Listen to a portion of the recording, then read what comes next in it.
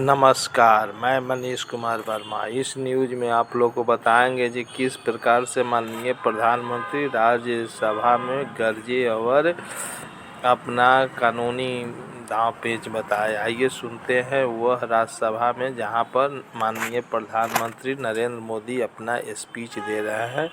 आखिरी आज अंतिम तक देखिए, आपको बहुत आनंद आएगा।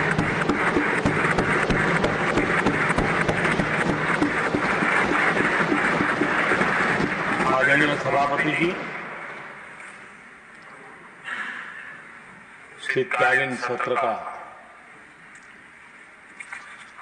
आरंभ हो रहा है और आज सदन के हम सभी माननीय सदस्यों के लिए ये गर्व की पल है आपका स्वागत करना और आपके मार्गदर्शन में सदन के माध्यम से देश को प्रगति की राह पर ले जाने के लिए महत्वपूर्ण विषयों पर चर्चा, महत्वपूर्ण निर्णय और उसमें आपका अमूल्य मार्गदर्शन एक बहुत बड़ा अवसर हम सबके लिए है। मैं सदन की तरफ से, मेरी तरफ से आपको बहुत बहुत बधाई देता हूं, आपका अभिनंदन करता हूं और आपको शुभकामनाएं देता हूं। और मैं विश्वास भी कर देता हूं कि सभी इस सदन में बैठे हुए माननीय सदस्य ये उच्च सदन की गरिमा को संभालते हुए आपकी गरिमा की भी सदा सर्वदा चिंता करेंगे, मर्यादा रखेंगे, ये मैं आपको विश्वास दिलाता हूं।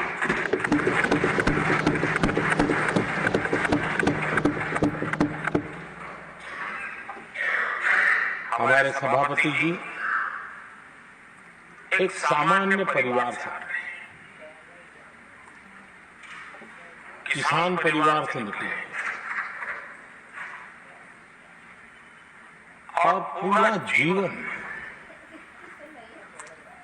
समाज सेवा के लिए समर्पित किया है। समाज सेवा उनकी निरंतरता रही है। राजनीतिक क्षेत्र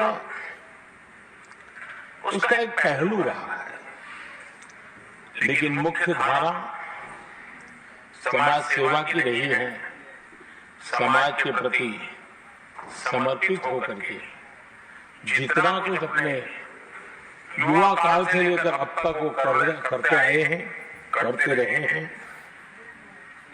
वो हम सभी समाज सेवा के प्रति रुचि रखने वाले लोगों के लिए एक प्रेरणा है, एक मार्गदर्शन है। सामान्य परिवार से, सामान्य समाज से, सामान्य राजनीति जहां अलग अलग करोड़ बदलती रही है, उसके बावजूद भी आपका यहां तक पहुंचना, हम सबका मार्गदर्शन प्राप्त होना, ये भारत के लोकतंत्र की सबसे बड़ी ताकत है।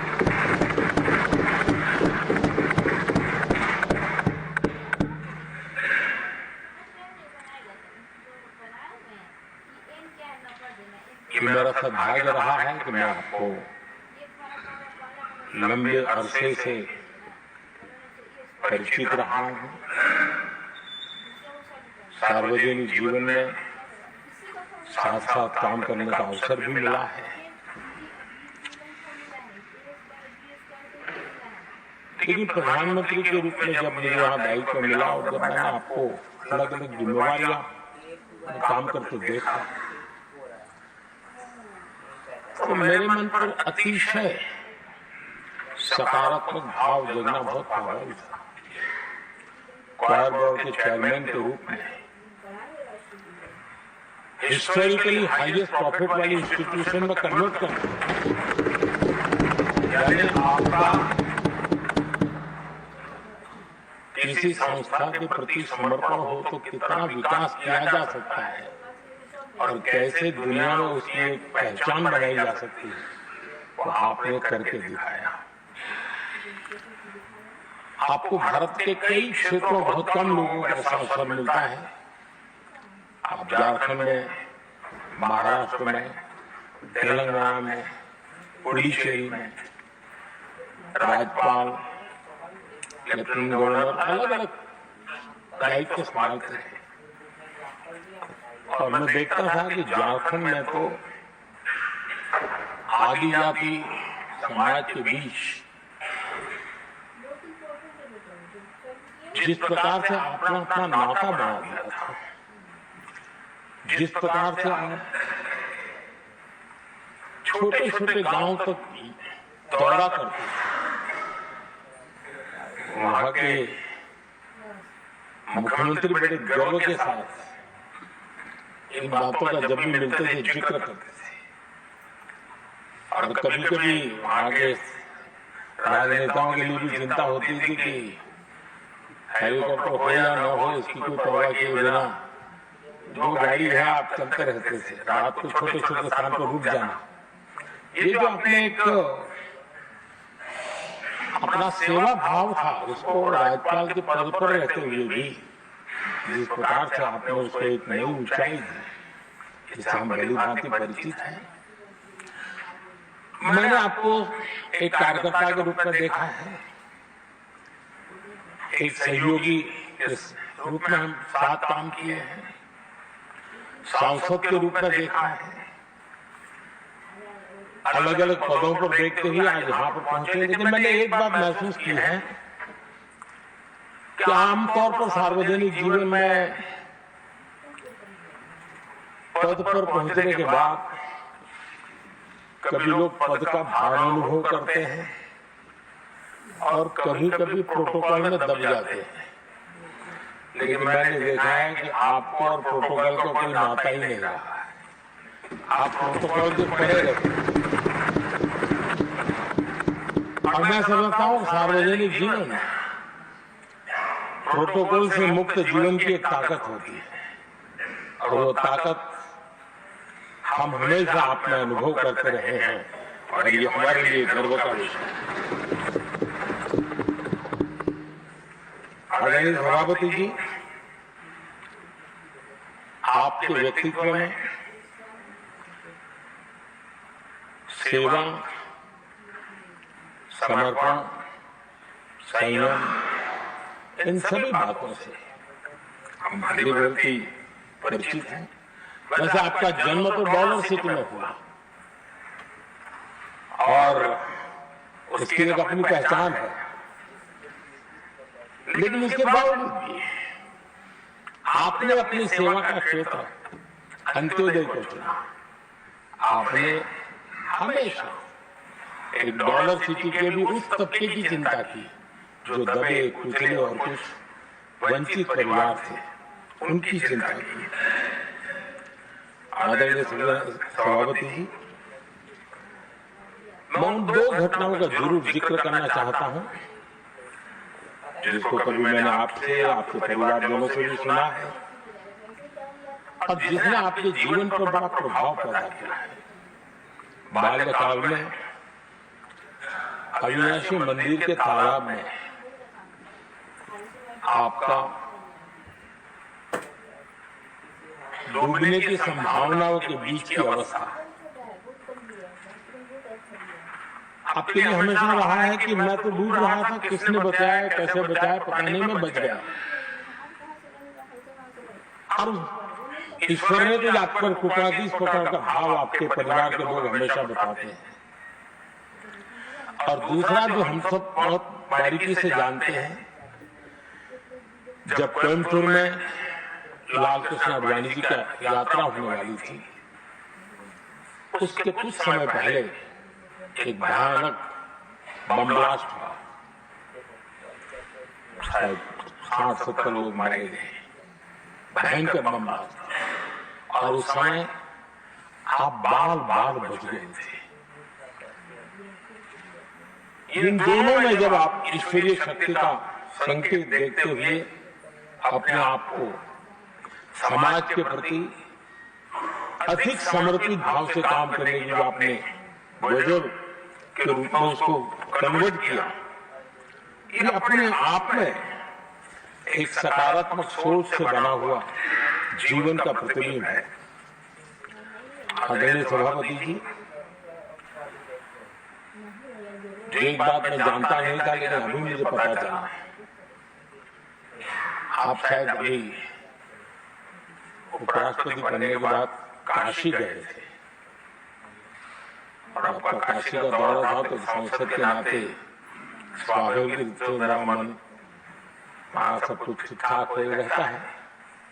लेकिन आपने वहां एक बात बताई जो मैंने सुनी, मुझे मेरे लिए नई बात थी। आपने वहां कहा कि आप वैसे तो नॉनवेज के आदी थे, लेकिन जब पहली बार आप काशी गए थे जीवन में और काशी में पूजा वगैरह की, माँ गंगा को अपने आशीर्वाद प्राप्त किया माँ गंगा से, और पता नहीं आपके भीतर एक संकल्प जगा और उस दिन से आपने तय किया कि आप अब नॉनवेज नहीं खाएंगे।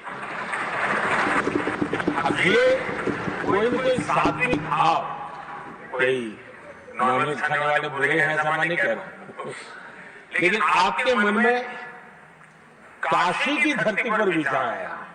तो एक सांसद के नाते मेरे लिए स्मरण रखने वाली एक घटना के रूप में मैं उसको हमेशा याद रखूंगा।